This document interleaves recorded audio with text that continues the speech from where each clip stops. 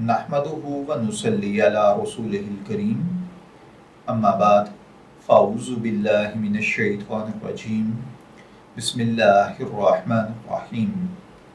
अस्सलामु अलैकुम dear viewers, आपके फेवरेट इंफॉर्मेटिव चैनल शऊर इन्फो से मैं हूँ शब्बीर अहमद। हमारा आज का टॉपिक है किसी से ईदी मांगने का क्या हुक्म है। ये एक सवाल है, किसी से ईदी मांगने का क्या हुक्म है, क्या ईदी मांग सकते हैं या नहीं। आमतौर पर ईद के मौके पर गली मोहल्ले में लोग ईदी मांगने वाले या फिर अगर आप कोई काम करवाने के लिए जाएं तो अक्सर लेबर अलग से ईदी तलब करती है। इसका क्या हुक्म है। देखिए भाइयों और बहनों, ईद के दिनों में ईदी मांगना दुरुस्त अमल नहीं है।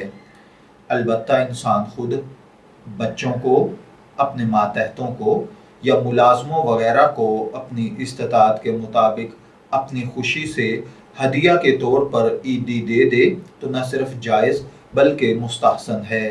इमाम आज़म इमाम अबू हनीफा रहमतुल्लाह अलैह के उस्ताद इमाम हम्माद रहमतुल्लाह अलैह 500 अफराद को ईद के मौका पर एक एक जोड़ा और एक 100 दिरहम ईद के दिन इनायत फरमाया करते थे।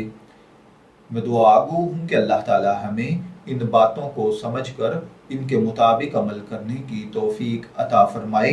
शब्बीर अहमद को इजाज़त दीजिए, फिर हाजिर होंगे किसी नए टॉपिक के साथ।